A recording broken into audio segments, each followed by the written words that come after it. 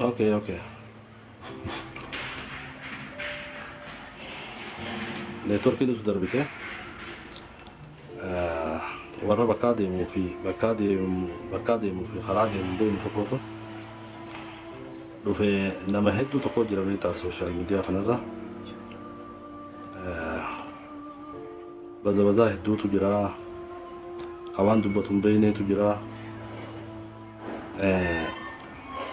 namni akkasii beektaa wanni irraa maddu namni ayyooniin sii galtee of jaaladhe ani yooniin of fadhe namni fadhu beektaa saba isaa fadha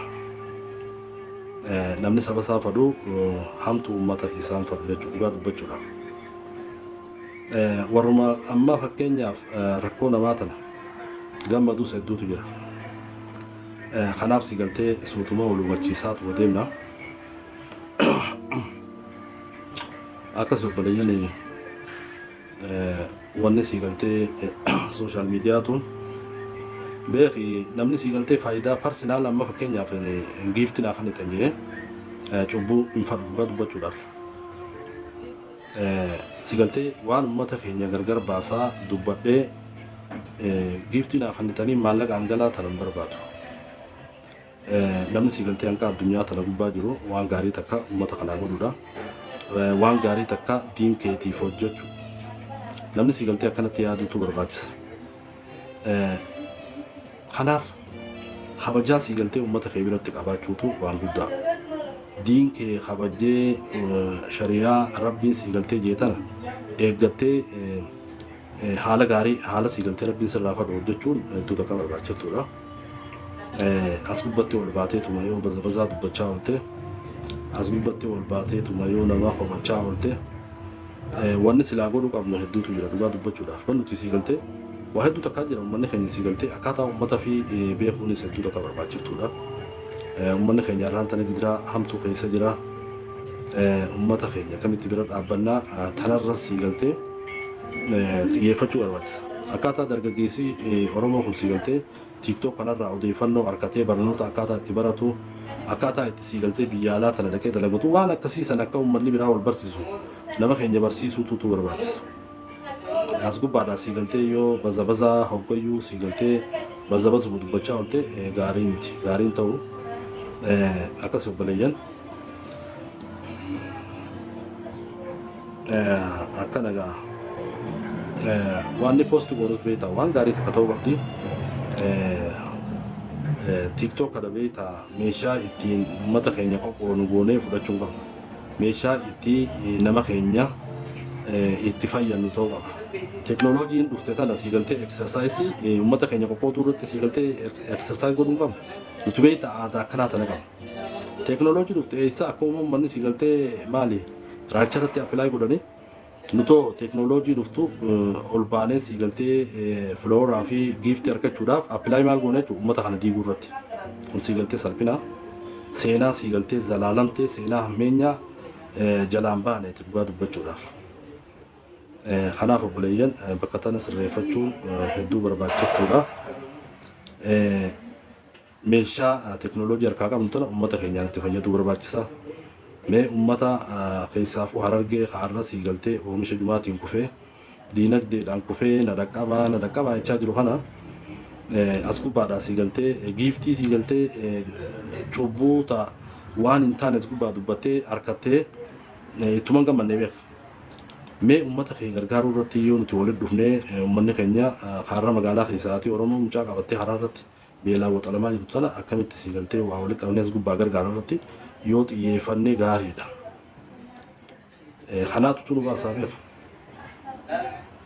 bar Khadiir Martuu kun amma fakkeenyaaf wanni akkanatti uummata kanaaf uummanni oromoo kun kaanee akkana sagalee ta'uu jiraniif isa kanaatu gaarii isa kanaatu rakkoo saba kanaa dubbata rakkoo saba kanaa gidiraa uummata kanaa jecha sii galtee nama qabsaa'e tanaaf arraan tana namu Khadiir Martuu rabbi haa fayyisu kaan du'aayii godhaaf kaan akkaataa amantii hundatti sii galtee du'aayii godhaaf kana wanni godhee maal silaa inni har'a artistii oromoo ta'ee nama hamaa nama sii galtee uummata kana diiguu irratti bobbeetee Khadiir Martuu irra eenyutu gabbee dubbataaf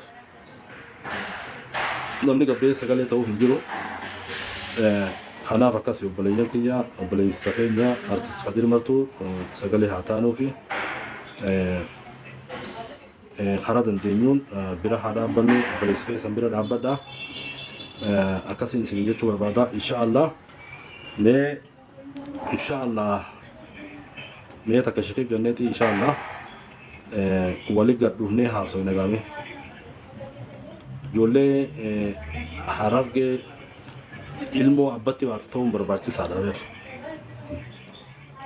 Ilmoo abbatti baate tahayyummaa akka abbaa qabdu ta'uun barbaachisa. Ta akka abbaatti sii galtee tokkummaa fi jaalala ilmaan harargee gidduutti magarsiitu ta'uun barbaachisa. Kitaaba sii galtee seenaa abbootii teenyaa gaddeebi'aati alaalle. San ifduuba deebinee alaalle. kitaabni nuti qaraa jirru kitaaba Isaa akka dhufeen beekamtu kitaaba qoqqoodumisaa hagosaa wal qoodu haa wal salphisu haa maqaa wal balleessu kun Isaa akka fiddan hin beeku dhugaa dubbachuudha. Abbootiin teenya sii galtee harargee biraa kuttee jirti Oromoodhaan fakkeenya taatee jirti. Tokkummaa Oromoo cimsuu keessatti harargeen qooda guddaa qabdi beeku. Obbolummaa jabeessuu keessatti harargeen qooda guddaa qabdi. Qabsoo Oromoo dagaagsuu keessatti namni harargeetti qixxaatu hin jiru. Haraan tanaanaafeeti maal godhaa jirti? Wanni godhaa jirru gar hawaasa addaan diiguu keessaafuu eega TikTok dhufe giiftii harkachuudhaaf siigaltee waa harkachuudhaaf bololtee siigaltee uummata keessaa jirti.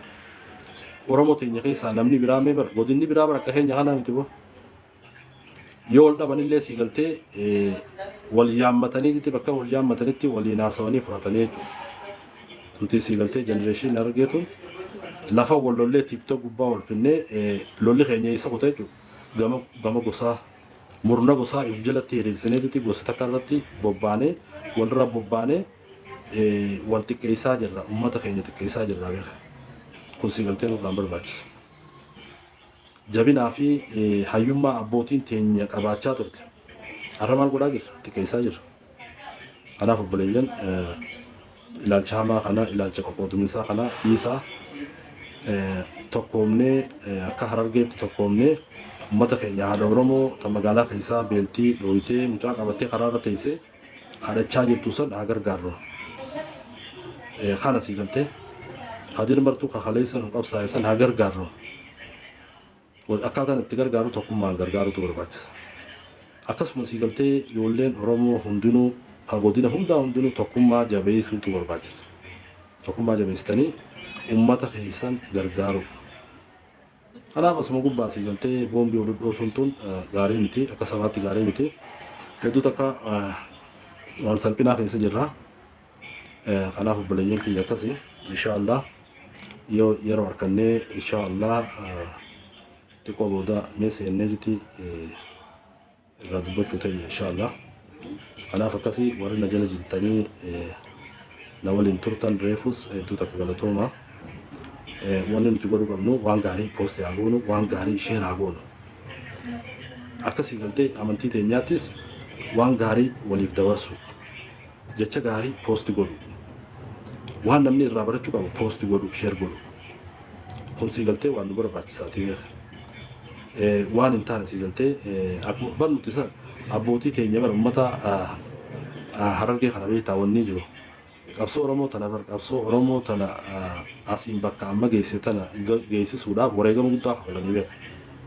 Akkaataan isaan itti wareegama guddaa kafalan wal qabatanii takkoomanii Oromolleen akka tokkoomtu godhanii akka uummanni keenya falmatu godhanii jechuudha abbootiin teenya. Uummata jajjabaa sanirraa dhalattee beeku. Uummata jajjabaa sanirraa dhalattee ati arraan tana sii galtee ilaalcha faffaca'uu, ilaalcha wal qooduu, ilaalcha wal salphisuu kanaan deemuun hedduu takka qaanyiidha. Waan duraan barbaachifne abbootii teenya maqaa balleessaa jirra. Salphisaa jirra abbootii teenya salphisaa jirra ilaalchi kun sii galtee wallaahi ijoollee teenya harargee irraan barbaachisu. Yeroo hundaa'u negatiivii deemuun negatiivuma sii galtee namni gidee waan gaarii takka sii galtee fide gama hammeenyaatti oofne sii galtee wal xiqqeessuun kun nurraan barbaachisu. Ani hedduudha dhagaama dhugaa dubbachuudha. Akkuma reefu isiniin jee mee alaallo. Har'aan tana sii galtee uummanni kufaan uummanni sii galtee rakkoo keessa jiru uummata Oromooti keessaa'uu sii galtee uummata Harargeeti. Maaliif rakkoo keessa jiran beektu? Osuma ijoolleen teenyaas gubbaadhaa wal dhakaa walitti darbanuu osoo wal xiqqeessinuuti labsiin jumaa keenya irra baate. ummata miskiina siigaltee jumaa san gurguratee ummata oromoo gargaaraa ture kan siigaltee naannoon biraa beelooyte dafee kanamaadha qabaa ture ummata argeeti har'aan tana siigaltee ummanni san sababa oomisha jumaatiin ummata hiyyeeyyii ummata karaarra taa'ee kadhatu ummata san ta'ee jira jechuudha. Kanaaf hammeenya nuti tiktoo kana gubbaa teenyee boombii nuti walitti darbinu tanuma quba qabna nuti. Ansiin qooduudhaaf qophaa'ee siigaltee ol dhufa. Atiis na qooduudhaaf gosaan na qooduudhaaf tana finnee siigaltee qaraatii as gubbaa finnee jechuudha nuti. Uummanni teekinooloojii tana akkamii eksarsaayis goonaa irratti walii fidanii dhufan. Nuti ammoo anaafeeti gosaan wal qooduu irratti harargee xiqqeessuu irratti diin keenya siigaltee xiqqeessuu irratti wanti nuti beeknu tana jechuudha. Kanaaf bilis wanni akkanaa kun barbaachisu. Kanaaf ilaalcha kana keessaa haa baanu waan gaarii takka haa goonu buleeyyan akkana gaa galatoomaa fayyadaa insha Allah mee xiqqoo dhaabbannee sitii takkaa walitti deebina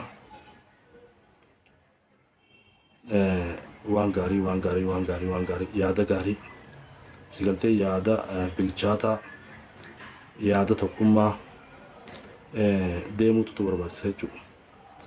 Kanaaf siigaltee mee kufaatiin keenya hedduu bar kufaatiin siigaltee dura kufaatii akkuma argeetti madaaltaa beeka. Mee if madaala uummanni argee kun fakkeenyaaf uummata Oromoo kanaaf warri artistoota bu'uurri siigaltee harargeedha. Qabsoodhaan siigaltee abbaan qabsoo harargeedha. Abbaan ulamaa'ii Itoophiyaa tana siigaltee islaamummaa keessatti namni hoogganaa islaama Itoophiyaa ture harargeedha. Namni siigaltee Prime Minister Hindii ta'ee Hindii bulchaa ture akka Maalikan Barfaan harargee. Uummata jajjabaa sanirraa siigaltee uummata argame. Har'aan tana nuti maal godhaa jirra beektaa? Seenaa bareedduu teenya dhiifneeti wal qoqqoodu. Wal salphisuu. Lafatti siigaltee wal lollee tiktoo gubbaa wal fidan jechuudha. Hedduu takka nama dhaga'ama. Kanaaf shira nuti walirratti gaggeessaa jirru kun har'aan tana uummanni keenya siigaltee akka hiyyoomii karaarra deddeemu goone jechuudha. Anaa godhe sii godhe. Silaatii rakkoo uummata keenyaa ta'u rakkoo uummata keenyatti dhufte tanaaf silaa sagalee taane. Har'aan tana haati Oromoo haati gootaa siigaltee karaarra teessee hin kadhattu jechuudha dhugaa dubbachuudhaaf. Kanaaf obboleeyyan kiyya ilaalcha hamaa keessa jirra. Keessaa baanu. Kanaaf yeroo hundaa'uu siigaltee walli isaan jabaa harargeeti. Yeroo kadhatanii awwaala harargeeti. Siigaltee waan akimaa jaanii siigaltee irraa dubbatan harargeeti. Wanni nu garsiisu maal? Nuti kun akkamitti akka abbootii teenyaa sanitti tokkummaa jabeeffachuu dadhabna. Akkamitti siigaltee akka abbootii teenyaa sanitti hayyuu ta'uu dadhabna. Kun qaanyi kun salphina dhugaa dubbachuudhaaf. Kanaaf yeroo hundaa'uu namni namuma harargeetiif siigaltee sooshaal miidiyaa kana gargaarsi gaafachuun tulettuu takka namatti hin tolu dhugaa dubbachuudhaaf. Akkuma uummanni siigaltee qindoomee walitti ijaaramee wal gargaaree wal bira dhaabbatutti osoo rakkoon hin dhufne wal quba qabaadhu. Maaliif wal quba qabaadhu? Maaliif yeroo hundaa'uu siigaltee lafatti wal gatarkisuu wal xiqqeessuu maa bobbaana? Hunduraan barbaachisa dhugaa dubbachuudhaaf. Hedduu takka namatti dhaga'amaa beeka.